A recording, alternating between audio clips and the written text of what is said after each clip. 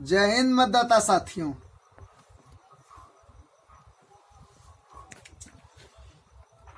मैं अखिल भारतीय मतदाता कल्याण परिषद मतदाता संघ द्वारा संचालित राष्ट्रव्यापी मतदाता जागरूकता महाअभियान के क्रम में नोटा प्रचारक दिलीप मस्ताना, उत्तर प्रदेश वाराणसी से मैं आप इस देश के जिम्मेदारों से कुछ कहना चाहता हूं।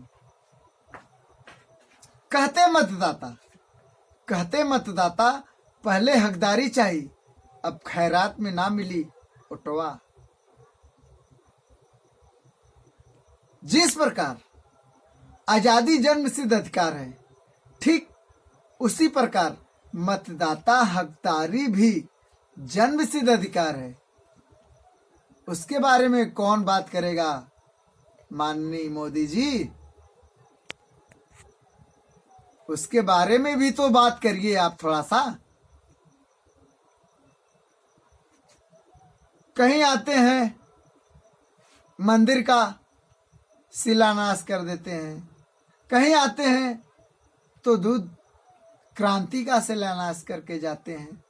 ये नहीं जानते आप कि दूध भी कितना महंगा हो चुका है। दूध बेचने वाला भी आता है तो बंदा परेशान हो जाता है कि उसमें पानी मिलाया जाए कि नहीं मिलाया जाए। आप बनारस में आए हो, दूध का क्रांति लाए हो, वो ठीक है, मैं मान रहा हूं, लेकिन ये आपका दूध का क्रांति जो आया है वो पूर्ण कैसे होगा? हमें आपको तो गौर करने की बात है ना। सिर्फ योजनाओं का शिलान्यास करने से क्या हमारा देश विश्व गुरु बन पाएगा? 72 किस्म का आपने योजनाएं बनाई है। क्या उस योजनाओं पे आपने कभी बारीकी से गंभीरता पूर्वक विचार किए हैं कि उस योजनाओं का लाभ हमारे संपूर्ण भारतवासियों को मिल रहा है? विचार कीजिए मान्यवर। क्रांति अगर लाना ही है तो मतदाता हकदारी लागू कर क्रांति लाइए ना। संपत्ति रखने की सीमा तय कर क्रांति लाइए ना। किसी भी अधिकारी कर्मचारी का वेतन 50,000 है, वो 1 लाख का, 2 लाख का, 4 लाख का, 5 लाख का संपत्ति कहां से अर्जित कर रहा है? उस पर आपने कभी विचार किया? देखिए, भरमाइए मत। भरमाने से और फुसलाने से बात नहीं बनेगा। क्यों? क्योंकि आप ही ने कहा है कि मेरी सरकार बना दीजिए। 2014 में आप आए थे ना गुजरात से, वाराणसी जिला में, तो मां गंगा से क्या कहे थे? मां गंगा ने मुझे बुलाई है। मां गंगा ने अगर आपको बुलाई थी तो कुछ नेक काम करने के लिए न बुलाई थी कि कोरोना लाने के लिए बुलाई थी? बतलाइए आप। जब चीन में कोरोना कहर ढा रहा था, जब चीन में कोरोना कहर ढा रहा था, तो आप गुजरात में क्यों नमस्ते ट्रम्प का प्रोग्राम ठाने? वो भी नमस्ते करने में 100 करोड़ रुपए का खर्च दिखाया गया है पेपर के माध्यम से। लिखित प्रमाण है हमारे पास,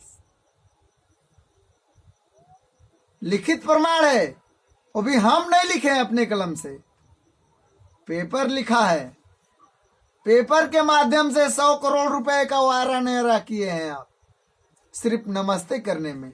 यहां हम उठ सवेरे महादेव का भजन करते हैं फ्री में, चाय की चुस्की लगाते हैं फ्री में। आप गुजरात से आकर भरमाने वाली बात कर रहे हैं। बतलाइए ऐसा होगा क्या? ऐसा हो सकता है? मतदाता है सर, आपसे पूछने की पूरा हक है हमारा। देखिए, मतदाता हैं, लोकतंत्र के निर्माता हैं, नेताओं के जन्मदाता हैं, इस भारत के भाग्य बिठाता है। इसलिए आपसे सवाल करना हमारा बनता है कि नहीं? कुछ आप ही बतलाइए, बनता है कि नहीं? आप जिम्मेदारी लिए है ना देश का, देश का जिम्मेदारी लिए है तो कुछ तो बनता ही है हमारा, तो पूछने का हक है। वोटर तो एक अंग्रेज का लफ्ज था, एक हिंदुस्तानी का लफ्ज यही है, मतदाता। जिस मत से हम इस देश के नेताओं को अपना अधिकार देकर चुनते हैं ना, उसका भी तो कुछ रिस्पांस मिलना चाहिए। सुझाव में दिया गया है आपको 10 पेज का सुझाव दिया गया है आपको। उस पे कब काम होगा? उस पे कब विचार करेंगे आप? सिर्फ मंदिर और मस्जिद में उलझाए रहेंगे? तब तक आ रहा है तीसरा ओमिक्रॉन। पहली लहर से तो देश के वासी खुद नहीं बच पाए, जितनी व्यवस्था थी आपकी सब फेल हो गई। दूसरी लहर के भी शिकार हुए हैं हम खुद लहर के शिकार हुए हैं। हम अपनी बात क्या करें? जिस तरह हम शिकार हुए हैं उस तरह हमारे देश के वासी भी शिकार हुए होंगे।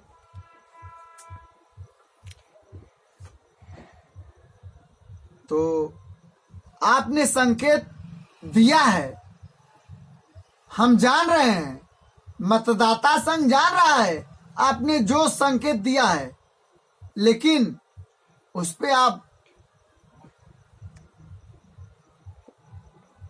बहुत शीघ्र गंभीरतापूर्वक विचार करें, अन्यथा 2022 का चुनाव तो आपके लिए बहुत ही भारी पड़ने वाला है।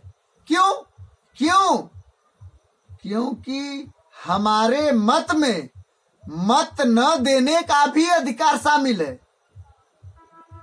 क्या हम इस देश में पैदा हुए हैं कभी इस नेता को, कभी उस नेता को, कभी उस नेता को वोट ही देने के लिए, कि उस वोट का हक भी बनता है हमारे देश के लोगों का इस देश में? बतलाइए आप। भरमाने वाली बात छोड़ दीजिए। क्यों? क्योंकि जब देश हमारा आजाद हो लिया तो बंटवारे की बात कहां से आ गई? बंटवारे की बात कहां से आ गई? आज हर घर में बंटवारा हो रहा है। हर घर में बाप मतारियों को प्रताड़ना झेलना पड़ रहा है। उनके लिए क्या व्यवस्था है आपके लिए, आपके माध्यम से? बतलाएं आप। जब देश हमारा आजाद हो गया तो उस आजादी का हक किधर गया? उस पे विचार करिए आप। तो सुझाव में आपको दिया गया है, जन धन योजना पूरी करो, आर्थिक नीति, श्रम नीति का नया गठन करो। अगला का आर्थिक स्थिति क्या है, उस हिसाब से आप उसका विकास करो। आप सिर्फ कभी आओगे तो मंदिर का शिलान्यास करोगे, आप कभी आओगे तो दूध क्रांति लाओगे। ये सब क्या है? मछली पालन के नाम पे हम लोगों ने मतदाता संघ के माध्यम से सुझाव दिया था। उस मछली पालन पे आपने जो योजनाएं चलाई, क्या उस मछली पालन में इस देश के मतदाताओं को लाभ मिल रहा है? आपने उसकी जांच कराई कभी? सब भरमाने वाली बात है। सर, हम आपसे ज्यादा कुछ नहीं कहते हुए हम यही कहेंगे, 100 बात की एक बात, भारतीय लोकतंत्र में 5 स्तंभ होना चाहिए, जिसमें पहला स्तंभ मत अधिकारिता, मतदाता, दूसरे में विधायिका, तीसरे में कार्यपालिका, चौथे में न्यायपालिका, पांचवें में आते हैं पत्रकारिता। जो हेलो, आप इस बार किसका सरकार बनाना चाहते हैं? मैं उन पत्रकार भाइयों से कहना चाहूंगा कि देखिए, आप भी पत्रकारिता करिए, चाटुकारिता नहीं। क्यों? क्योंकि चाटुकारिता करते करते करते करते करते करते करते करते आज देश हमारा, आपका विश्व गुरु बनने से वंचित हो रहा है। विश्व गुरु कैसे बनाओगे आप? विश्व गुरु कैसे बनाओगे? मतदाता संघ जानना चाहता है आप सभी देश के जिम्मेदारों से, विश्व में कोई ऐसा काम हो कि उससे कहीं ऊपर उठ के आप काम करेंगे, तब ना विश्व गुरु कहलाएंगे कि जुबान से निकला बोल दिया हो गया। हाँ, बताइए ना।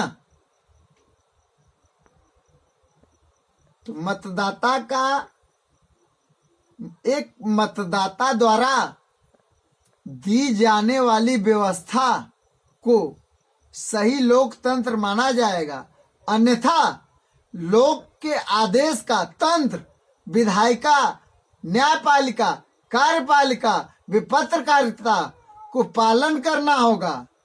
अन्यथा हम सभी यूपी के मतदाता संगठित होकर साफ इनकार कर देंगे। क्यों? क्योंकि हमारे आपके मत में मत न देने का अधिकार शामिल है, वो भी संवैधानिक।